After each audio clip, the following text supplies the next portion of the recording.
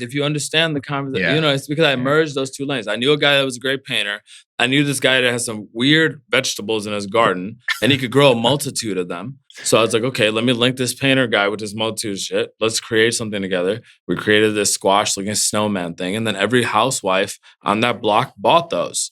You know what I love about that story? What's interesting? There's a deeper lesson in that too. That I was kind of like, I was thinking, I was like, as a kid, you're so pure that when you see a puddle, you just jump in that shit and splash around. Your creativity is at an all-time high as a kid. Touche. But you keep getting told no a billion times. You grow up to be this lame-ass, boring adult.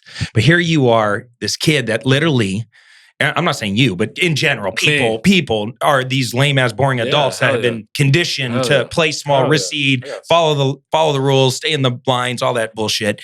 But here you are, you just let your creativity flourish with the squash. And this is where I was getting to. I almost got expelled one time.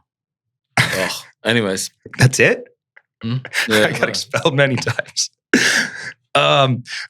So here you are now, and you and a buddy come up with this great idea, because you guys love sports, and you come up with this idea to create this really unique jersey. Talk about your first major business win. Yeah, so that jersey, the split jerseys, rarejerseys.com. I'm talking about like first three. Like you go to google.com, type in jersey, we're coming in like first three. Rare jerseys, Jersey Joe, and Mitchell and us.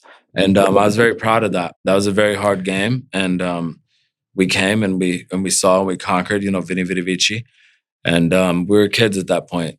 And that was at a point in time where, email open rates were over 82%. Okay. Click-through rates out of that email were over 48%, sometimes 56%, which is ridiculous. So then obviously it converted because we already had, the Superbowl, and we had all these publications, and we had XXL magazine, and we had Vibe magazine, and we had... The concept was simple. Christ. You're literally taking a jersey of two teams and splitting the jersey and putting multiple concepts on a jersey. It was so much more than that. It was always like a custom house, right? Like if you see the one that Nelly wore, that was different than the one that you would wear, unless you're just wearing Jordan. I get that, and I love that. But initially, it was just like, what if you wanted to cheer for two teams at once? Oh, yeah, for sure. That's kind of where it originated. That was the genesis of it. That's what I was getting at. What a simple idea. Nobody really did that before. You guys build this jersey concept. But how do you get it in the hands of Nelly? I mean, Nelly wore your jersey at the freaking Super Bowl, which put you on the map and was a first major win.